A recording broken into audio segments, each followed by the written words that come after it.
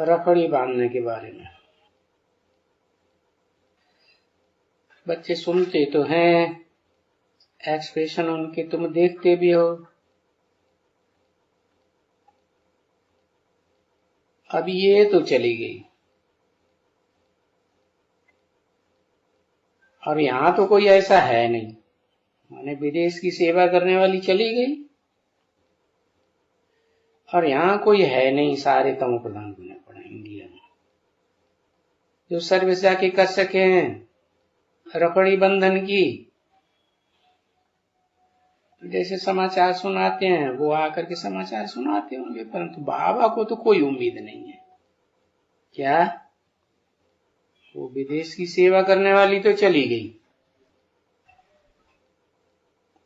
अब यहां वालों में तो कोई उम्मीद नहीं है। यहां कोई सर्विस का जाकर के कर सकते हैं। जन्माष्टमी है ना, यहां तो कर सकते हैं, क्योंकि विदेशों में तो जन्माष्टमी मनाई नहीं जाती है, तो यहां करें। नीचे भी कर सकते हैं, ऊपर में भी कर सकते हैं।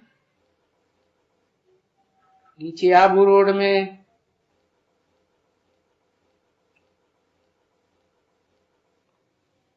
चित्र लेकर के जाएं। ये चित्र तो अपने पास है ही। कौन सा चित्र?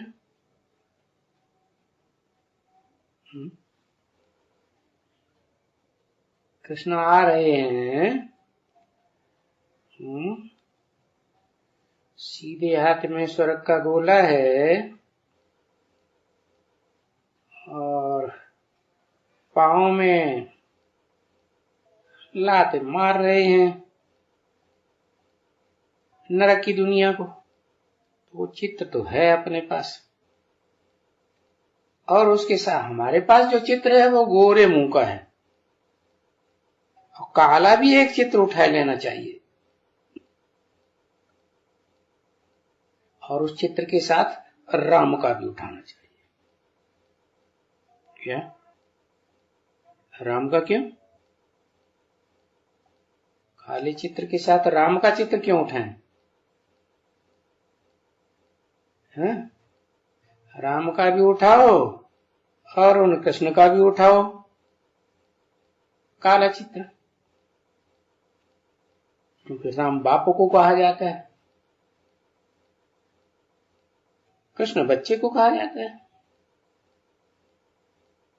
इसीलिए तो यादगार मंदिर जो बने हैं कृष्ण के, उनमें बच्चा कृष्ण दिखाया जाता है ना, तो दोनों का चित्र दिखाओ। हाँ, बहुत से मंदिर हैं जिनमें राम का भी चित्र मिल सकता है,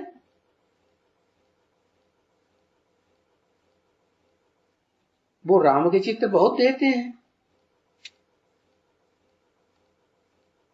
आने आने या दो दो आने के देते हैं।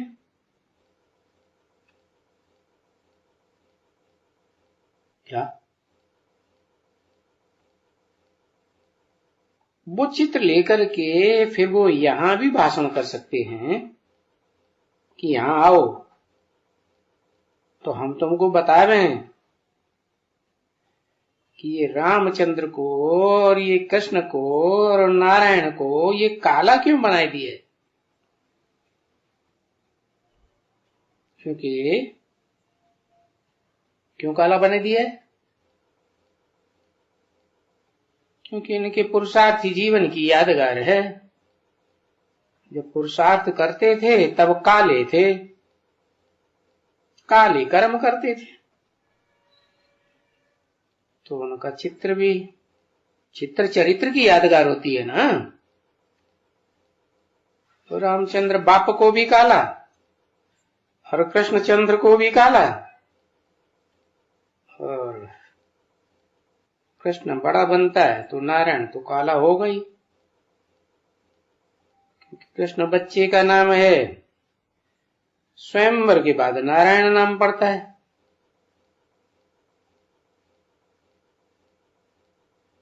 तो समझा काला क्यों किया है?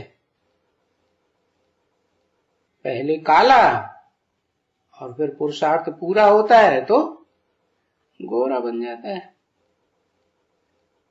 देखो, चलो इन देवताओं को तो काला कर दिया, मनुष्य देवताएं बनते हैं, नर नारायण बनता है, परंतु ये शिवलिंग को काला क्यों कर दिया है? क्या हमेशा काला है या सुंदर भी है? तो उसकी यादगार क्या है? काले की तो यादगार है। कहीं भी किसी भी मंदिर में चले जाओ, काला ही पत्थर रखा होगा शिवलिंग का। गोरे की यादगार है सोमनाथ मंदिर। तो सोमनाथ मंदिर जब बना था तब तो द्वापर युग था, द्वैतवादी युग था, जब भक्ति शुरू हुई। उससे पहले तो देवताएं भक्ति करते नहीं थे। देवताएं तो स्वयं ही पवित्र हैं, अपवित्र पवित्र की भक्ति करते हैं। जब द्वैतवादी द्वापर युग शुरू हुआ तो द्वैतवादी धर्म पिताएं आ गए, दूसरा धर्म लेकर के आ गए। उनके धर्म के स्थापन होने के बाद फिर दूसरा राज्य भी स्थापन हो गया, दूसरी भाषा भी स्थापन हो गई, दूसरा कुल स्थापन हो गया, तो द्वैतवाद हो गया ना। देवताओं को कहते हैं अद्वैत। अद्वैत का मतलब एक को मानने वाले। एक को मानेंगे तो देवता बनेंगे, एक को नहीं मानेंगे, दो को मानेंगे क्या तो देवता नहीं बनने वाले। तो द्वैतवादी द्वापर युग जब धर्म पिताएं आए तो शिवलिंग क्यों काला बना दिया? शिव तो सारे संसार को गोरा बनाने वाला है और वो तो सदा गोरा है। शिव कभी काला बनता है क्या? काला तो नहीं बनता, परंतु जो काला नहीं बनता, जो गोरा नहीं बनता, सदैव एक रस है, तो उसकी पूजा होती है क्या? शिव की पूजा नहीं होती? होती है या नहीं होती है? अच्छा, शिव पूज्य पुजारी बनता है? वाह पट्टे भूल गए। शिव पूज्य बनता है, पुजारी बनता है, पूज्य क्यों नहीं बनता है? पूज्य क्यों नहीं बनता, पुजारी क्यों नहीं बनता? जब पवित्र है, सदा पवित्र है, एवर प्योर है, तो एवर प्योर की तो सदा पूजा होनी चाहिए।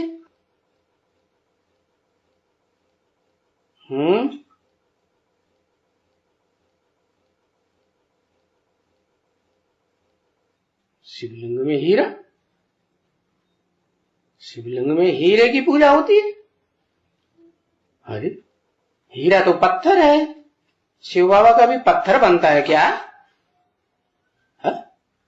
शिव ज्योति बिंदु जो सदा शिव कहा जाता है, सदा कल्याणकारी कहा जाता है, वो कभी अकल्याणकारी बनता है, काला बनता है क्या? काले कर्म करता है, चोरी छुपेरी डकोरी, तो फिर काला चित्र बनाई दिया है क्या? जो स्मगलर होते हैं ना, है काला काम करते हैं, छुप के काम करते हैं गवर्नमेंट से, या मैदान में करते हैं दुकान खोल के, नहीं काला काम करते हैं पीछे से। तो ये जो शिवलिंग है वो क्यों काला बनाई दिया? वो पूज्य बनता है? बनता है, पुजारी भी बनता होगा फिर। जो पूज्य बनता है सो पुजारी बनता है, पूज्य नहीं बनेगा तो पुजारी भी नहीं बनेगा। तो शिव जिस आत्मा का नाम है वो पूज्य पुजारी बनता है? शिव जिस आत्मा का नाम है सुप्रीम सोल गॉड फादर का, वो जब आता है अपनी इच्छा से आता है, खुदा नाम रखा है, खुद आता है। तो जब वो अकर्ता है, अकर्ता बताया ना, अकर्ता है, कुछ करता ही नहीं है, तो उसका गायन होगा, पूजन होगा?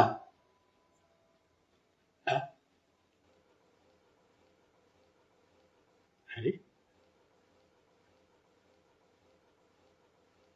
वो जब निराकार है तो न पूज्य है न पुजारी है। फिर जब साकार शरीर में प्रवेश करता है, आदम में कहो, अर्जुन में कहो, आदिनाथ में कहो, जो सारी सृष्टि का नाथ बनता है, विश्वनाथ कहा जाता है, तो उसमें प्रवेश करता है तो भी कहता है न मैं पूज्य बनता हूं न मैं पुजारी बनता हूं। हाँ, जिसमें प्रवेश करता है तो वो संग के रंग से, याद से शिव समान बन जाता है। क्या शिव नहीं बन जाता? शिव बन जाएगा तो क्या होगा? वो 5000 साल इस सृष्टि पर रहना ही नहीं पड़े। शिव तो 5000 साल इस सृष्टि पर पार्ट शिव की आत्मा नहीं बजाती। वो तो सिर्फ कलयुग के अंत और सतयुग के आदि में आती है, जिसे कहते हैं दोनों युगों का संगम। बोला है ना गीता में, संभवाम युगे युगे, हर युग में आता हूं। तो उन्होंने ये अर्थ लगा दिया युग युगे का, लेकिन असली अर्थ है सतयुग और कलयुग, दो युगों के बीच में आता हूं। तो आता हूं का मतलब क्या? जैसे बच्चा संसार में आता है तो प्रत्यक्ष होता है ना, तो ऐसे ही कलयुग का अंत और सतयुग की आदि, वो घड़ी में वो प्रत्यक्ष होता है। तो कलयुग की शूटिंग में भी आता है और सतयुग की शूटिंग में भी आता है। दोनों का मेल हुआ ना। तो जब मेल हुआ तो कलयुग की शूटिंग में जिसमें आता है वो काला पार्ट बजाता होगा या गोरा पार्ट बजाता होगा?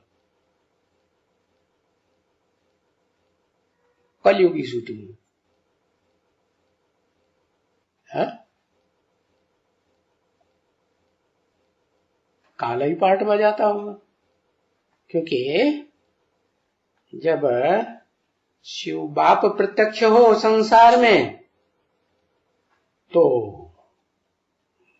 जिसमें प्रवेश करता है वो बच्चा भी प्रत्यक्ष हो। बाप और बच्चे का जन्म इकट्ठा है ना, तो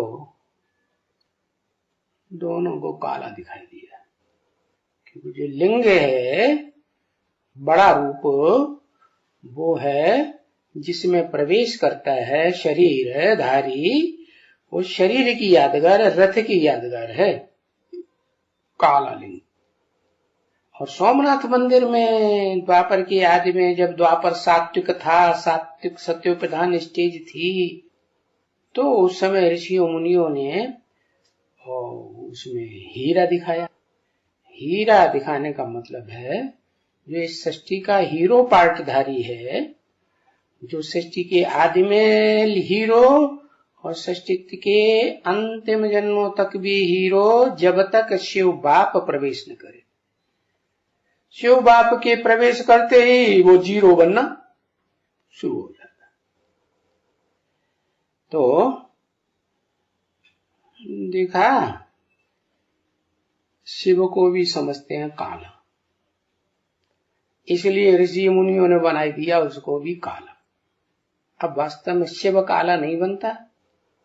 शिव जिस आदम में प्रवेश करता है, जो इस मनुष्य सृष्टि का पहला आदमी है, पहला इंसान है, जो आत्मिक स्थिति की शान में सबसे पहले टिक जाता है, तो उस इंसान की यादगार है शिवलिंग।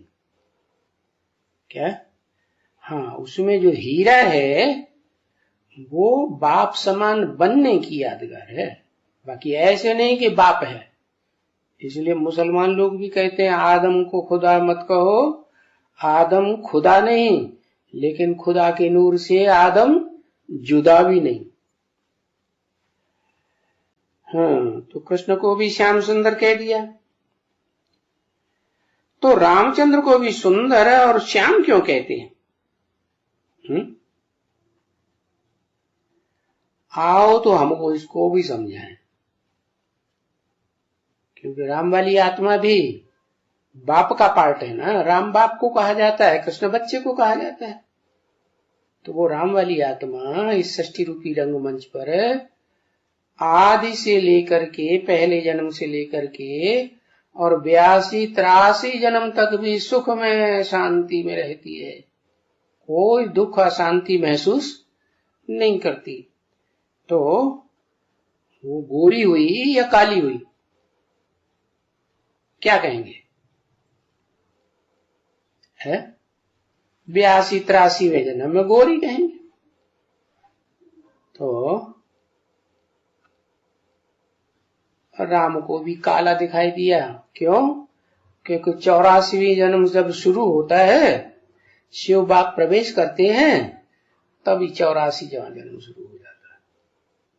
उस समय से काले कलयुग की शूटिंग उस आत्मा के लिए जोर से शुरू होती है। तो समझा क्या? शिव को भी काला, कृष्ण को भी काला, नारायण को भी काला और रामचंद्र को भी काला, फिर सबको गोरा भी दिखाते।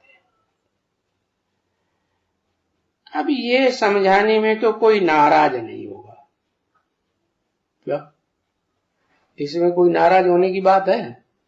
नहीं, ये तो क्लियर बात है। क्या कि जो निराकार शिव है, सदा शिव है, सदा निराकार है, सदा निराकारी, निर्विकारी, निरहंकारी है, वो तो कभी बदलता ही नहीं, तो उसकी यादगार नहीं है गोरा और काला। ये जो मंदिरों में रामचंद्र के गोरे भी चित्र रखे हैं, काले भी चित्र रखे हैं, तो वो इस शूटिंग के समय की यादगार है। तो